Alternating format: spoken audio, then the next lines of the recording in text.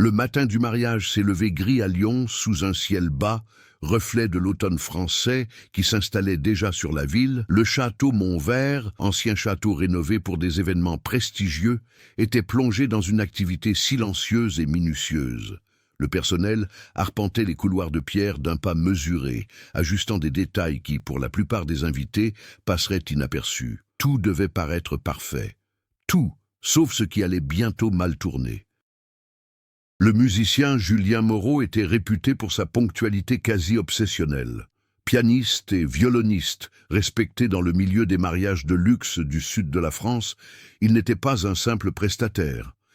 Il était un élément essentiel de l'atmosphère émotionnelle de l'événement. Sa présence était confirmée depuis le petit matin. Le piano à queue était déjà accordé, les partitions étaient préparées. Le violon reposait dans son étui, ouvert, comme s'il n'attendait que le signal pour entrer en scène. Il manquait une heure pour l'entrée de la mariée. Dans le hall principal, les organisateurs d'événements Étienne Lavigne marchaient, une tablette à la main, consultant les emplois du temps et jetant des coups d'œil. Fort de plus de 20 ans d'expérience, sa réputation reposait sur une maîtrise absolue. Pour lui, les mariages étaient des systèmes fragiles. Le moindre retard, la moindre erreur humaine pouvait engendrer un véritable chaos émotionnel.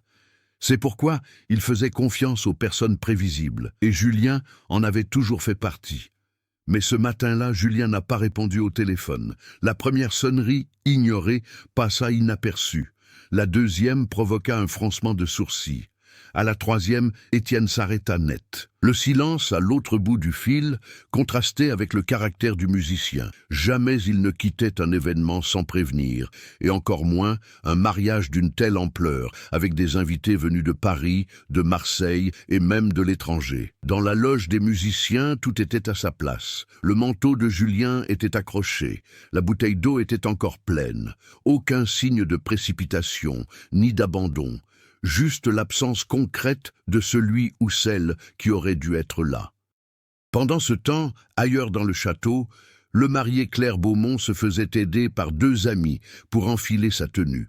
Sa robe blanche contrastait fortement avec le décor désuet, et son visage exprimait un mélange de nervosité et d'impatience.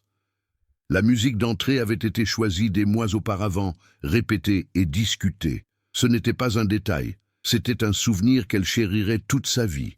Le marié, Marc, attendait dans le jardin intérieur, essayant de paraître calme. Il ne savait pas encore que quelque chose n'allait pas. Le temps s'écoulait avec l'indifférence propre aux horloges, les jours cruciaux. Il restait 45 minutes. Étienne se mit à l'œuvre. Il chargea discrètement un assistant de rechercher Julien aux abords du château. Un autre employé fut dépêché sur le parking. Aucune question ne fut posée à voix haute. Le professionnalisme exigeait la discrétion. Les invités ne devaient déceler aucune faille dans l'apparente perfection de l'événement. Mais l'organisateur pressentait autre chose. Ce n'était pas simplement un retard, c'était le sentiment troublant qu'une pièce essentielle avait été retirée du plateau. L'appel suivant a finalement reçu une réponse, non pas de Julien, mais d'un message enregistré informant l'appelant que le téléphone était éteint. À 30 minutes de la fin, Étienne commença à réévaluer les possibilités. Pouvait-il utiliser de la musique enregistrée? Y avait-il un quatuor d'accompagnement?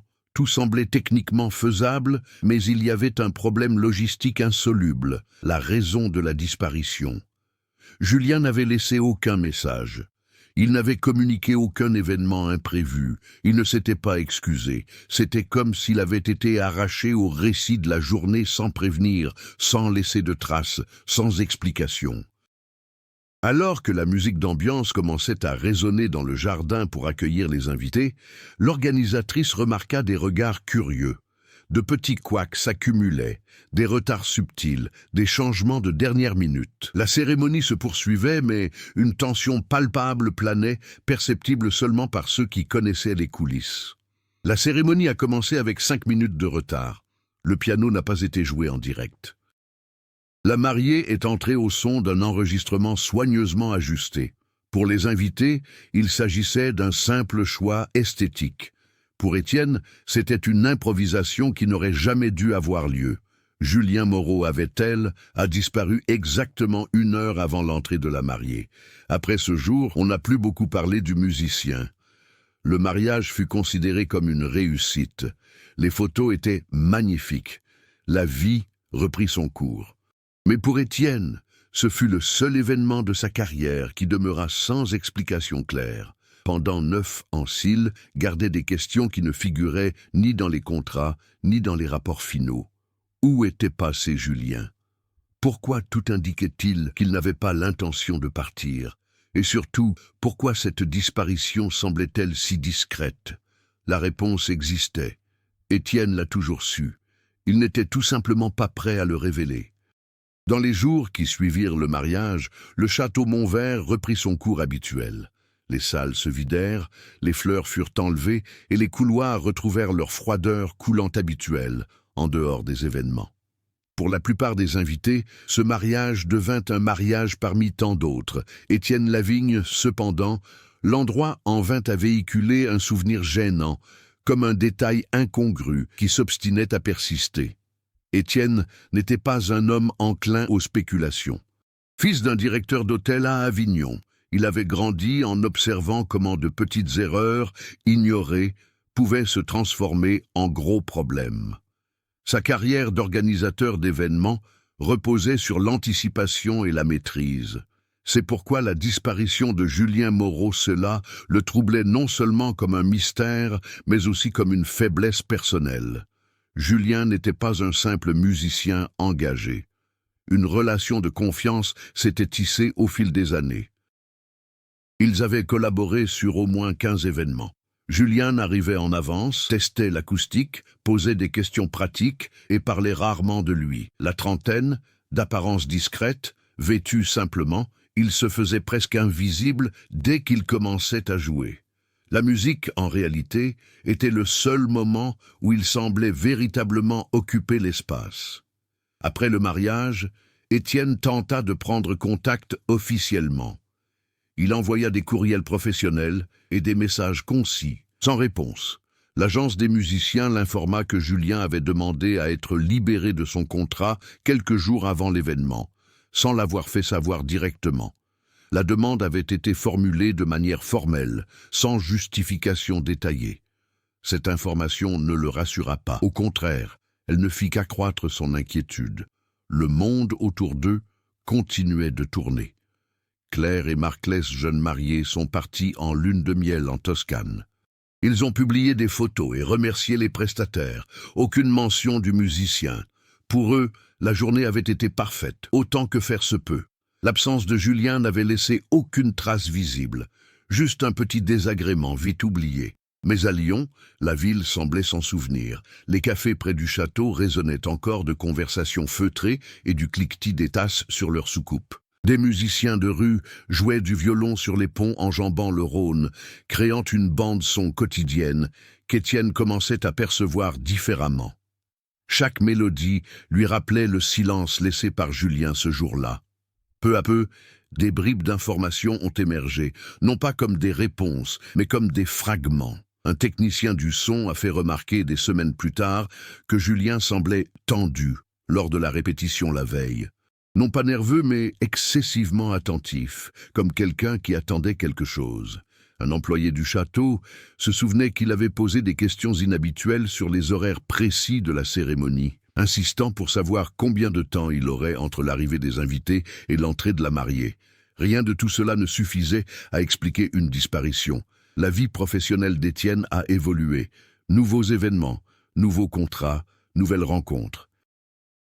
3 ans plus tard, il s'installe à Paris, étendant ainsi son influence sur le marché international du mariage. Pourtant, il conserve un dossier numérique au nom de Julien Moreau. Ce n'était pas un dossier officiel, juste une habitude dont il n'a jamais pu se défaire. Entre-temps, l'absence de Julien devint une absence remarquée, consignée uniquement dans les notes administratives. Son nom cessa de circuler parmi les musiciens. Il ne figurait plus sur les nouveaux contrats, ne se produisait plus en public et ne retourna pas sur la scène qu'il connaissait si bien. Pour beaucoup, il avait simplement déménagé dans une autre ville ou abandonné la profession, chose courante dans ce milieu instable.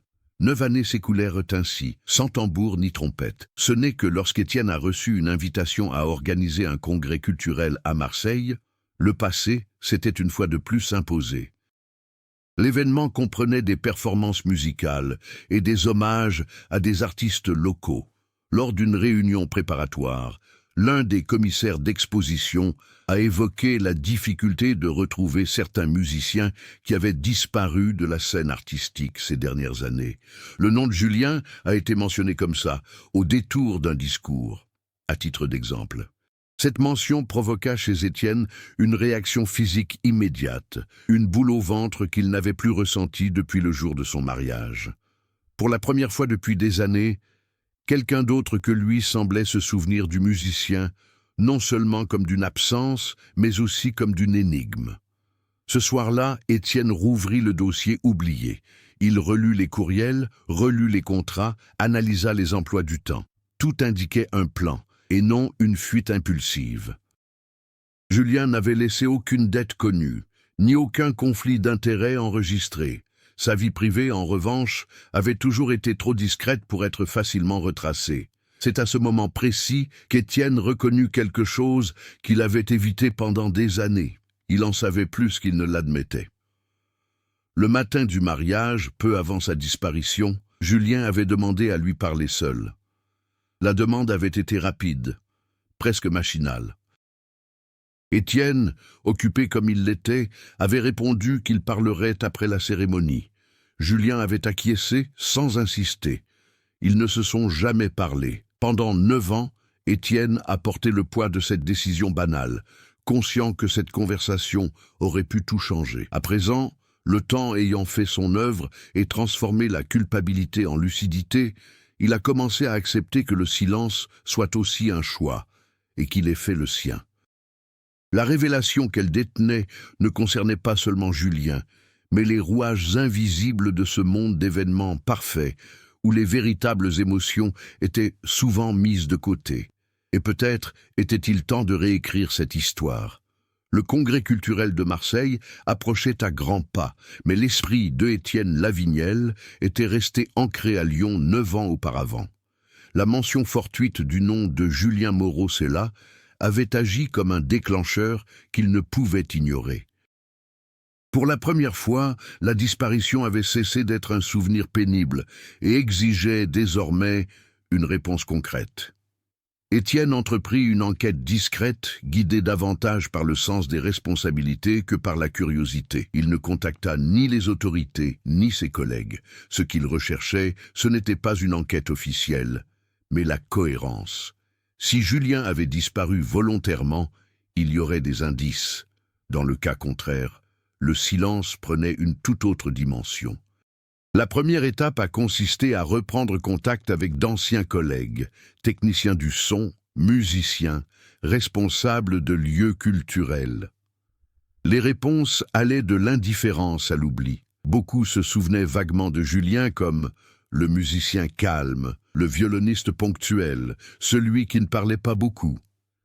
Personne n'a signalé de conflits, de désaccords ou de comportements erratiques. Paradoxalement, cela rendait sa disparition d'autant plus inquiétante.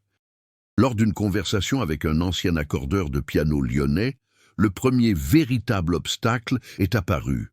Cet homme a mentionné que, dans les mois précédant le mariage, Julien avait refusé des contrats importants, chose inhabituelle pour quelqu'un dont la carrière était en pleine ascension. De plus, il semblait très sélectif quant aux événements auxquels il participait, demandant systématiquement l'identité des clients et le lieu de la cérémonie. Ces informations ont modifié l'enjeu du conflit. Peut-être que la disparition n'était pas liée au mariage lui-même, mais à contexte qu'il représentait. Étienne se référa au contrat initial de l'événement. Le mariage avait été financé par une famille influente possédant des intérêts immobiliers et culturels dans la région. Rien d'illégal à première vue, mais suffisamment puissant pour instaurer un climat de silence. L'organisateur ressentit un malaise croissant en réalisant qu'il ne s'était jamais interrogé sur les véritables commanditaires des événements qu'il organisait. Son rôle avait toujours été opérationnel, jamais d'investigation. Pendant ce temps, le Congrès de Marseille avançait, imposant des échéances et des décisions. Étienne était tiraillé entre les réunions et les appels téléphoniques restés sans réponse. La pression extérieure commençait à se répercuter sur lui, créant un double conflit. Professionnellement, il devait garder le contrôle. Personnellement, il le perdait. Le second obstacle surgit lorsqu'Étienne tenta d'accéder aux documents officiels de Julien. L'adresse figurant sur les contrats ne correspondait plus à aucune résidence active. Le téléphone restait coupé. Banques et institutions culturelles refusaient de fournir des renseignements sans demande formelle. Chaque porte close renforçait l'impression que Julien avait été soigneusement effacé du système, sans laisser de traces dramatiques, seulement des absences administratives. C'est alors qu'Étienne a commis une erreur délibérée. Il a cherché Claire Beaumont-Clerc, la mariée de ce mariage. La prise de contact s'est faite poliment, presque professionnellement, sous prétexte d'un projet de mémoire culturelle portant sur des événements marquants. Claire a répondu avec une cordialité distante. Elle était mariée, avait des enfants, une vie bien organisée. Le passé semblait clos pour elle. Au cours de la conversation, Claire évoqua un détail qu'Étienne n'avait jamais oublié, mais auquel il n'avait jamais accordé la moindre importance. Quelques minutes avant la cérémonie, un homme l'avait abordé en coulisses, se présentant comme musicien. Pas Julien, mais quelqu'un de son entourage. Cet homme lui avait remis une enveloppe scellée et lui avait dit que Julien ne pouvait pas honorer son engagement. Claire, nerveuse et concentrée sur la cérémonie, remit l'enveloppe au personnel. L'objet n'avait jamais été officiellement enregistré. La révélation frappa Étienne comme une accusation muette. Il se souvint de l'enveloppe. Il se souvint de l'avoir vue sur une table d'appoint, mêlée à des papiers sans importance. Dans la confusion du moment, il ne l'avait pas ouverte. L'enveloppe avait été jetée avec d'autres documents après l'événement. Ce détail a transformé le conflit en une affaire personnelle et irréversible. Ce n'était plus une disparition mystérieuse, mais échec direct, l'incapacité d'Étienne à reconnaître un signe explicite. À partir de ce moment, l'enquête prit un autre tournant. Étienne se mit à repasser mentalement chaque décision prise ce jour-là, chaque priorité choisie, chaque silence gardé. Le conflit résidait non seulement dans la découverte de ce qui était arrivé à Julien, mais aussi dans l'acceptation que la réponse puisse révéler sa propre responsabilité. Le troisième obstacle surgit lorsqu'un ancien collègue laissa entendre avec prudence que Julien s'était peut-être impliqué dans une affaire dépassant le cadre artistique. La remarque était vague, mais suffisante pour créer une nouvelle tension. Lyon, comme toute grande ville, possédait des réseaux informels d'influence culturelle, où faveur et silence étaient monnaie courante. Rien de tout cela n'était vérifiable, mais tout cela paraissait trop logique pour être ignoré. À l'approche du congrès, Étienne sentait que deux récits se déroulaient en parallèle. L'un officiel, visible et organisé. L'autre souterrain, bâti sur des omissions, des choix hâtifs et des conséquences tardives. La disparition de Julien cessa d'être un événement isolé et s'inscrivit dans un système plus vaste, où une perfection apparente exigeait des sacrifices invisibles. Le conflit était désormais pleinement engagé, et il n'y avait plus de retour en arrière. Le Congrès culturel de Marseille, initialement un simple engagement professionnel, est devenu un jalon temporel pour Étienne. Lavigne, chaque jour qui approchait de l'événement, réduisait sa marge d'hésitation. Tandis qu'il coordonnait les agendas, les contrats et les présentations, il sentait le passé s'avancer à la même vitesse que l'avenir immédiat, restreignant ses choix. L'une des intrigues secondaires a émergé au sein même du personnel du Congrès. Sophie Renaud, la conservatrice chargée de la sélection musicale, a commencé à s'interroger sur l'absence de certaines figures historiques de la scène musicale régionale. Pour elle, il ne s'agissait pas d'un simple oubli, mais d'une tendance.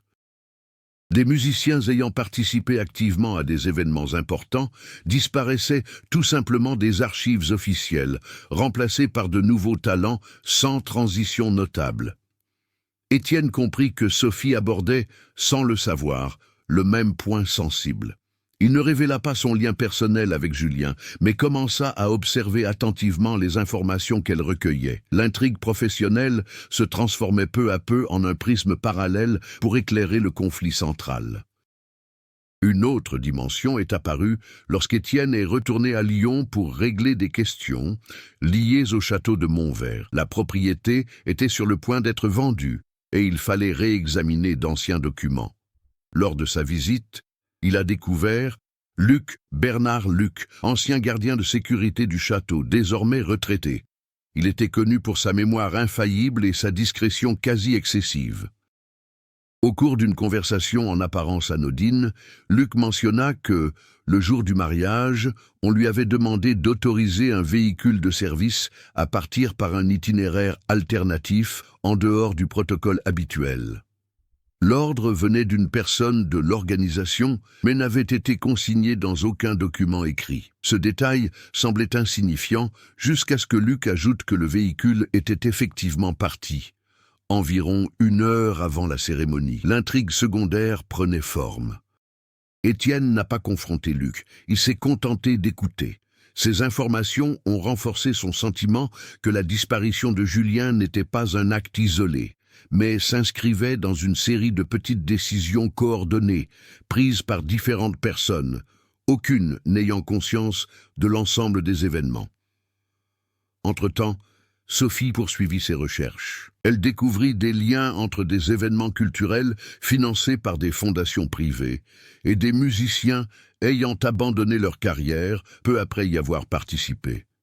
Rien de flagrant, juste des coïncidences statistiques. Malgré tout, elle décida de présenter prudemment ses observations aux organisateurs du congrès. La réaction fut immédiate et froide. Le sujet fut jugé sensible et hors du champ de l'événement. On demanda à Sophie de se concentrer sur le présent et non sur le passé. La pression institutionnelle se révéla pour la première fois au grand jour. Cette réaction a engendré une nouvelle difficulté pour Étienne. Il lui fallait désormais concilier sa quête personnelle de réponse avec la survie professionnelle de son équipe. Le risque de révéler des pratiques douteuses pouvait compromettre le congrès et, par conséquent, sa propre carrière. La pression du temps s'intensifia lorsqu'Étienne reçut un courriel anonyme. Court sans signature, une seule phrase. Certaines histoires ne disparaissent pas, elles sont archivées. Une image floue d'une enveloppe semblable à celle dont Claire avait parlé des années auparavant était jointe au courriel. Il n'y avait ni date, ni contexte, juste la confirmation que quelqu'un était au courant. Cette intrigue secondaire introduisit un élément de surveillance discrète. Étienne commença à peser ses mots, à éviter les appels prolongés et à relire ses messages avant de les envoyer. L'enquête, autrefois purement rétrospective, devint une menace présente. Parallèlement, la vie personnelle d'Étienne commença à se fissurer.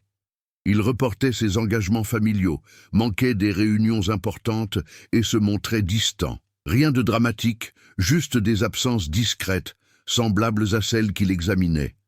L'ironie de la situation ne lui échappa pas. Chaque intrigue secondaire, les recherches de Sophie, le récit de Luc, le courriel anonyme, la pression institutionnelle, convergeaient vers le même point. La disparition de Julien n'était pas un accident, mais une conséquence prévisible d'un système qui fonctionnait au mieux lorsque personne ne posait de questions. Le temps était désormais un adversaire déclaré. Le congrès approchait, et avec lui, le risque d'une révélation publique. Étienne devait choisir, continuer à recueillir des informations ou transformer ces bribes d'intrigue en actions concrètes. Tout indiquait que, bientôt, ce choix ne serait plus optionnel.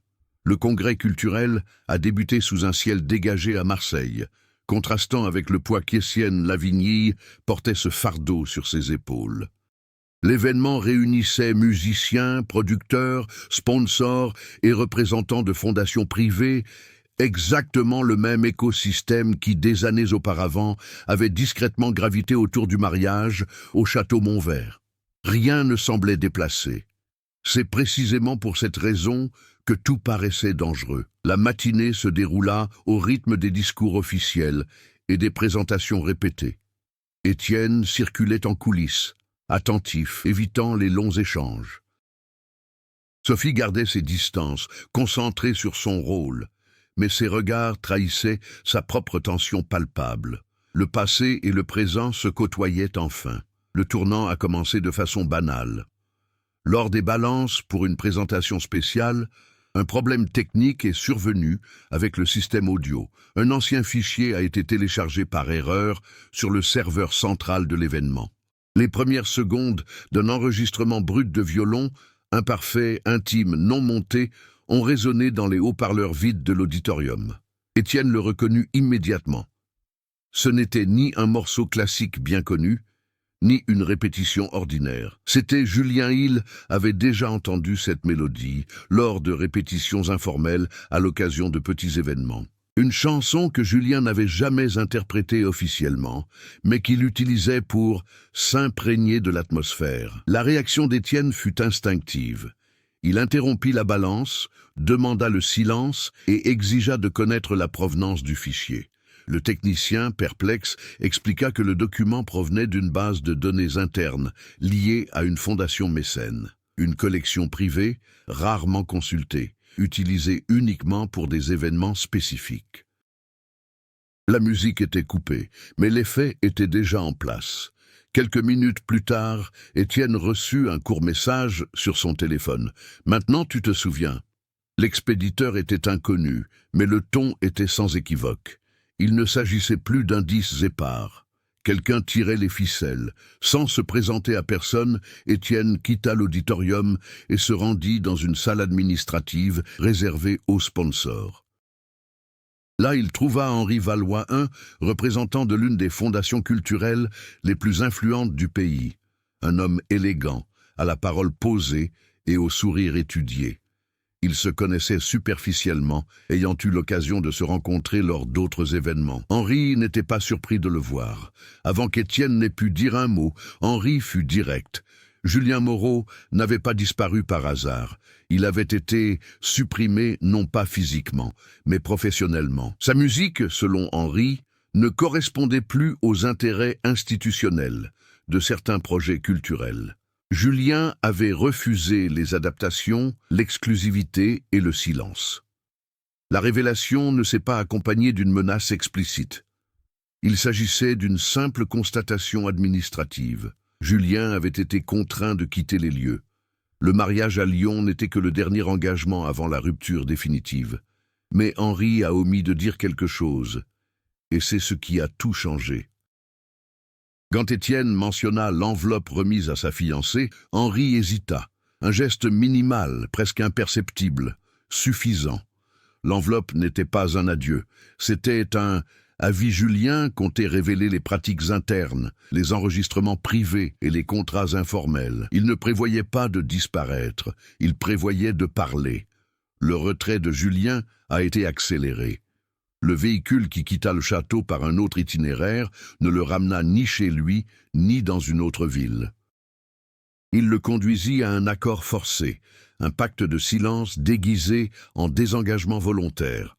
En échange, Julien obtiendrait protection, anonymat et la promesse que ces informations ne seraient jamais utilisées contre lui à condition qu'il disparaisse complètement.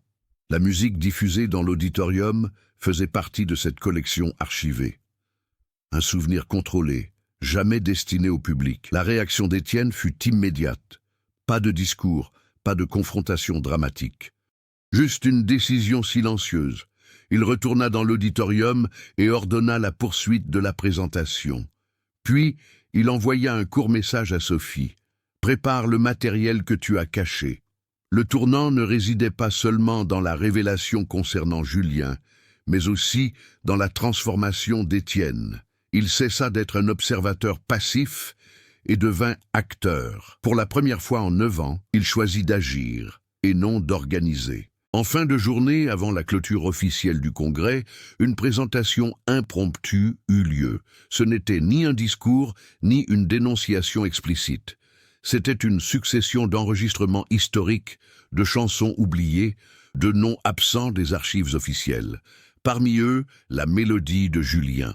Aucune explication n'a été donnée, personne n'a été directement accusé, mais le silence institutionnel a été rompu aux yeux de tous. Le système n'a pas réagi avec indignation.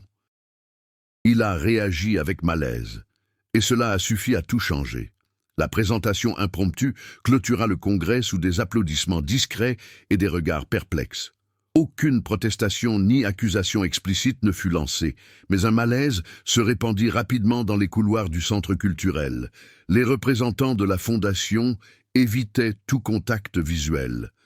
Certains partirent avant la clôture officielle, d'autres restèrent, observant en silence, tentant d'en saisir l'impact. Pour Étienne Lavigne, la réaction fut immédiate et pragmatique. Il fut convoqué à une réunion privée le soir même. Le ton n'était pas accusateur, mais administratif. On l'interrogea sur les procédures, les autorisations et les écarts par rapport au planning. Rien d'illégal ne fut pointé du doigt, mais le message était clair. Il avait franchi une limite implicite. Sophie, à son tour, fut écartée de la programmation musicale des événements futurs liés aux mêmes fondations.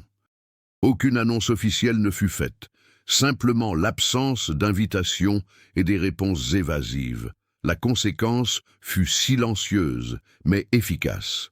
Elle comprit rapidement le prix de sa participation à cette violation du protocole. Entre-temps, les répercussions extérieures se sont fait sentir lentement. De petits blogs culturels ont évoqué cette performance inhabituelle. Des commentaires ont émergé sur des forums spécialisés établissant des liens entre des noms et des événements oubliés. Rien n'est devenu viral, mais une tendance commençait à se dessiner.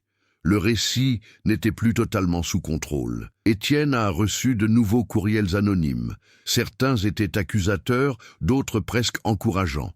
Parmi eux, un message simple se démarquait « Julien est vivant ». Aucun détail, aucune preuve, juste une déclaration. L'information n'a pas apporté de soulagement immédiat, elle a engendré des responsabilités. Les conséquences se sont également fait sentir au niveau personnel. D'anciens partenaires professionnels ont pris leur distance discrètement. Des contrats ont été reportés. Des réunions ont été annulées sans justification claire. Le système a réagi comme toujours, en prenant ses distances, sans confrontation directe. Au même moment, un événement inattendu se produisit. Un journaliste culturel indépendant prit contact avec lui. Il ne s'agissait pas de scandale, mais de mémoire artistique.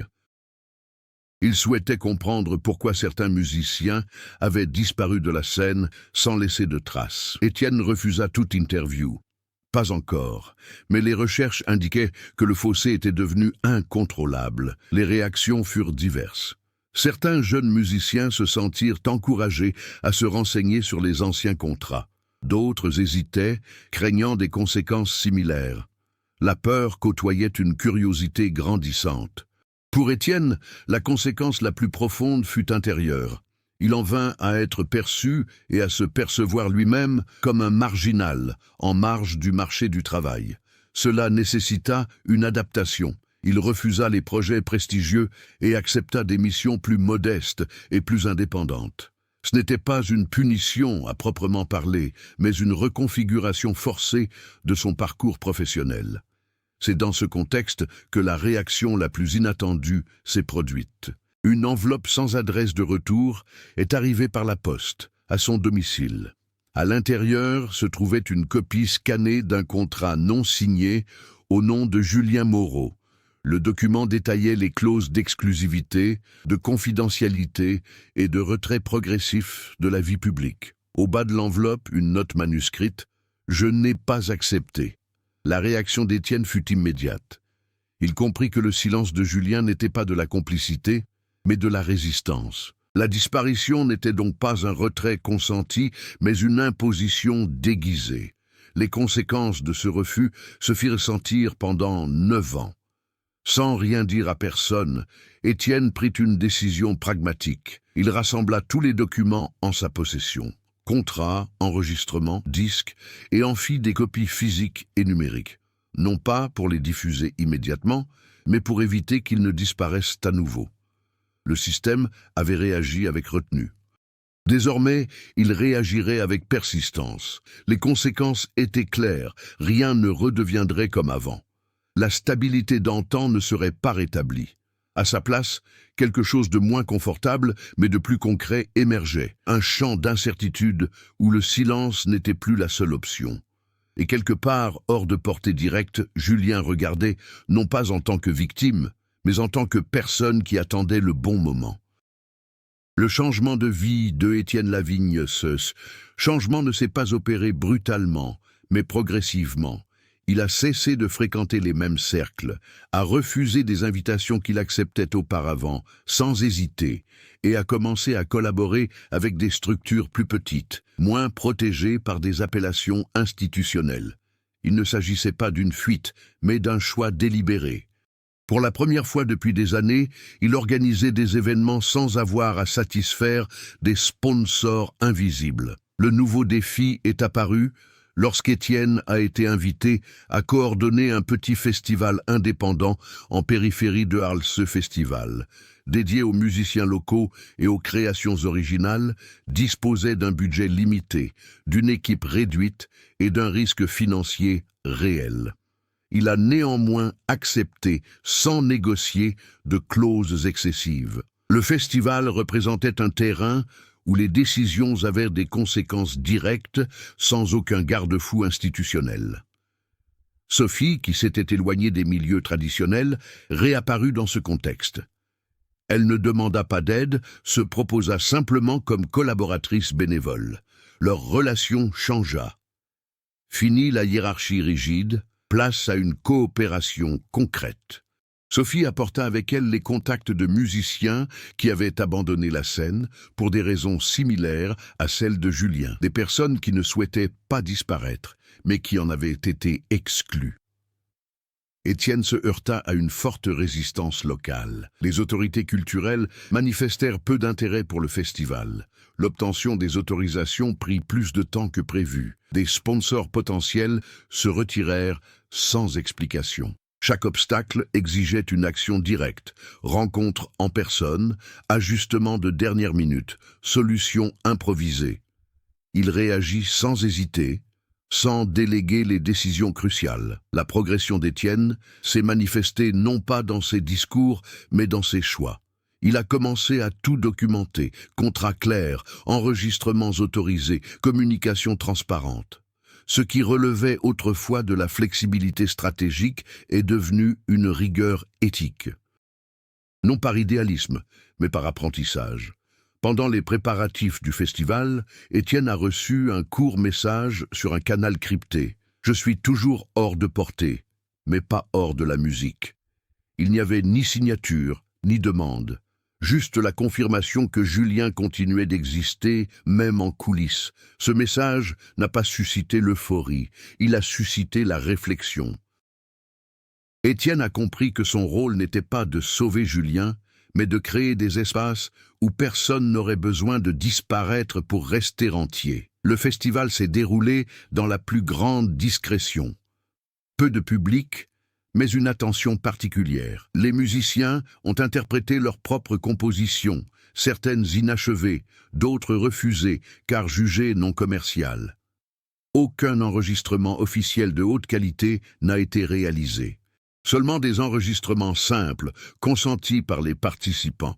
Le défi n'était pas le succès immédiat, mais la continuité. Le deuxième jour de l'événement, un représentant d'une plateforme numérique indépendante s'est montré intéressé par la diffusion de certains contenus.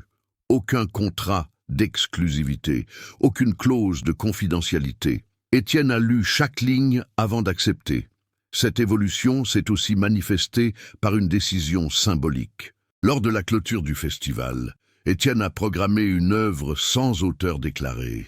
À noter, composée par quelqu'un qui a refusé de disparaître.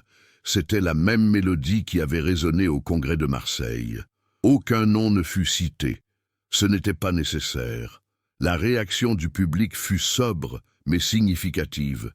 Pas de longs applaudissements, mais un silence attentif. Le genre de réaction qui témoigne d'une écoute véritable. Après le festival, Étienne comprit qu'il n'avait plus rien à prouver à personne. Le système qu'il avait jadis défini gravitait désormais à distance. Il ne l'affrontait pas de front, mais il n'en était plus dépendant. L'ultime période de croissance, durant laquelle le projet a connu un essor considérable, s'est concrétisée par une décision pragmatique. Étienne a créé des archives indépendantes, à l'abri des grandes fondations. Un dépôt d'œuvres, de contrats et de documents de musiciens exclus sans explication. Il ne s'agissait pas d'une dénonciation publique, mais d'une sauvegarde, d'une mémoire vivante. Surmonter le passé ne l'a pas effacé, mais l'a réorganisé. Étienne n'était plus paralysé par la culpabilité. Il portait une responsabilité consciente. Et ça a tout changé. Le fichier indépendant créé par Étienne Lavigne, tout a commencé modestement, presque imperceptiblement. Quelques musiciens, des contrats numérisés, des enregistrements autorisés, rien qui puisse attirer l'attention du public. Pourtant, le projet a grandi régulièrement grâce à des contacts indirects, des recommandations judicieuses et une confiance bâtie loin des projecteurs. L'intrigue secondaire de Sophie trouva une résolution pragmatique.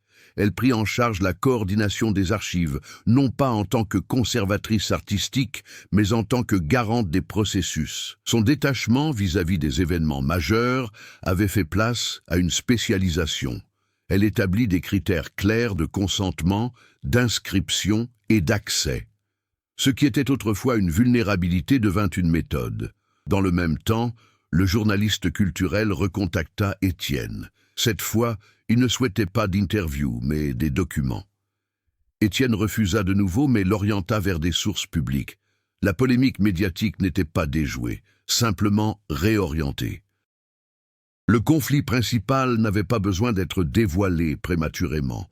Les tensions s'exacerbèrent lorsqu'un représentant d'une fondation culturelle prit contact officiellement.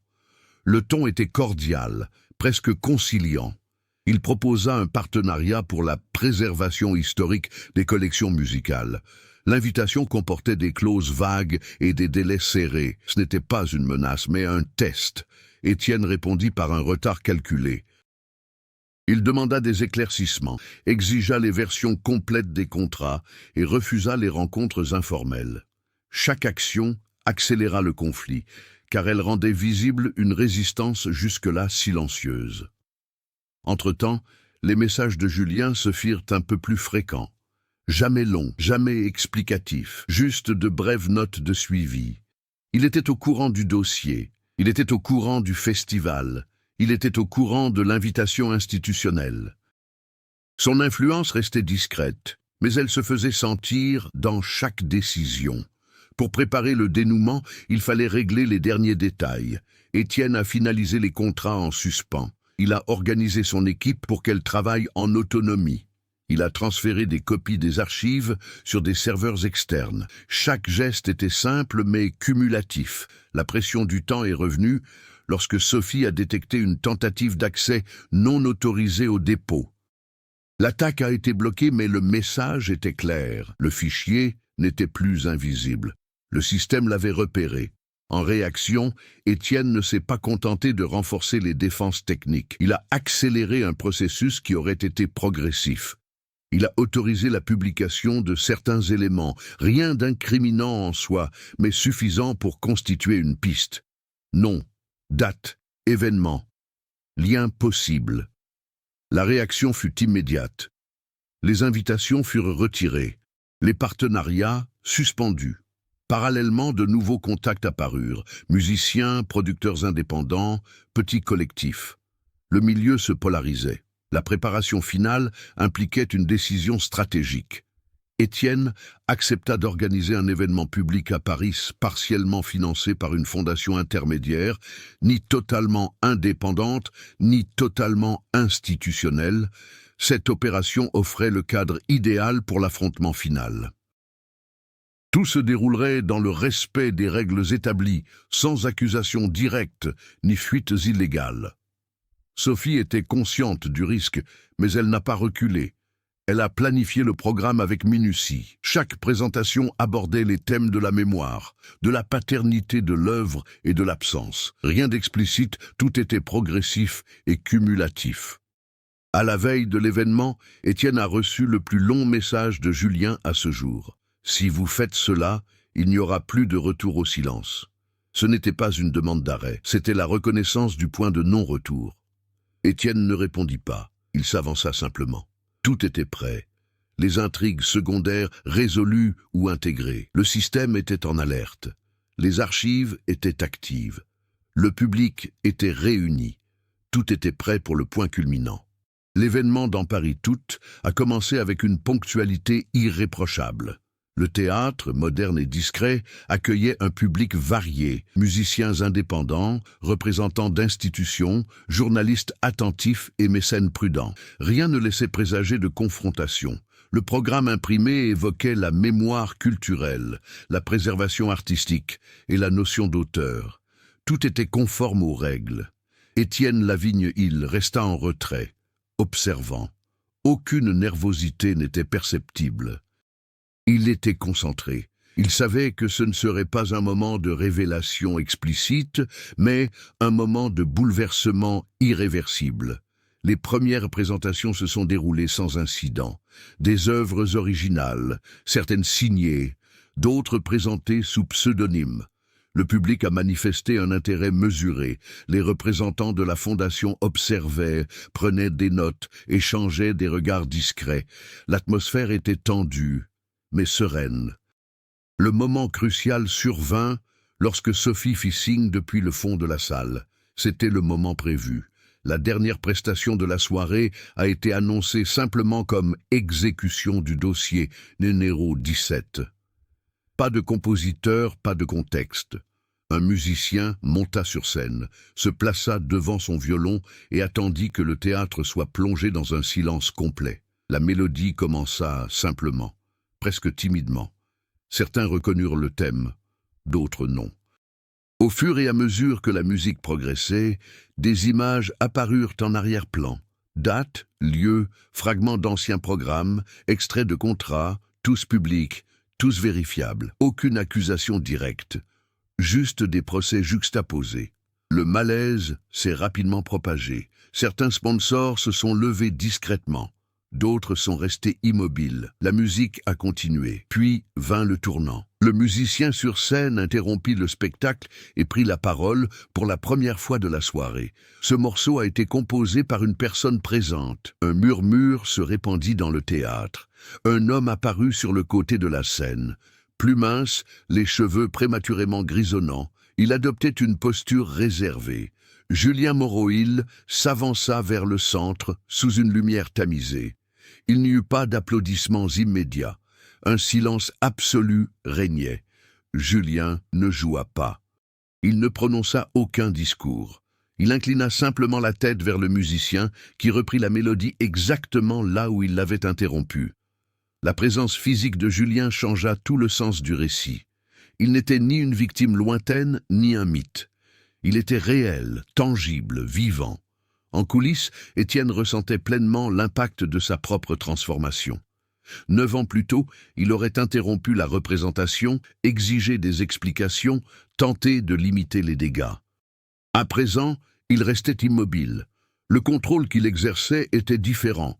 Il laissait l'action parler d'elle-même. La chanson s'acheva sans grand geste.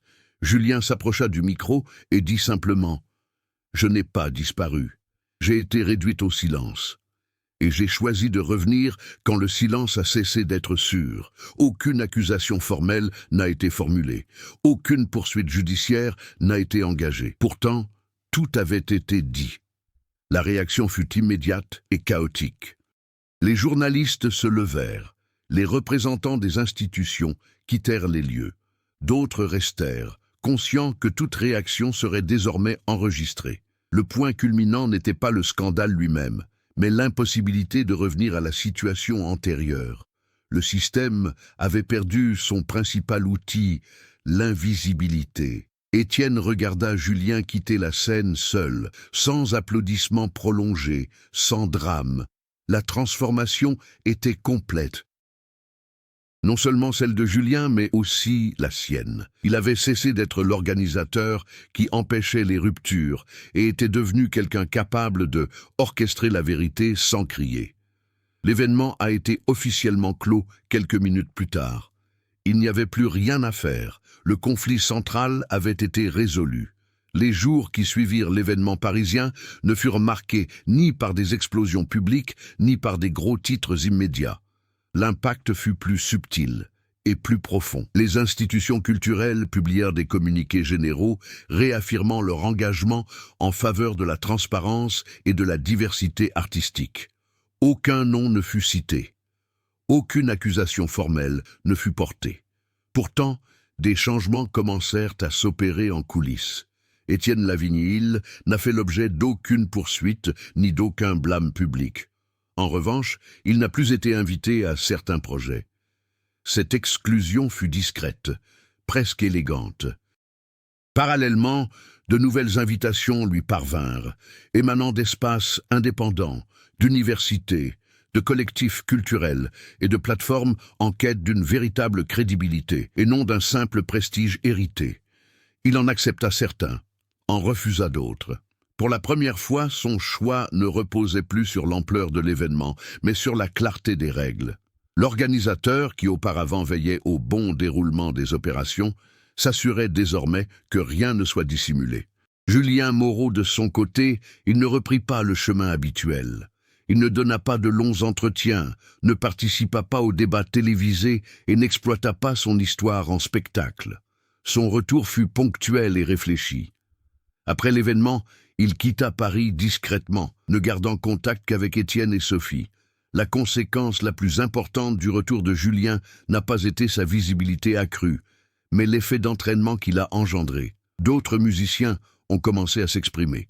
Certains publiquement, d'autres simplement en enregistrant leurs œuvres dans des archives indépendantes.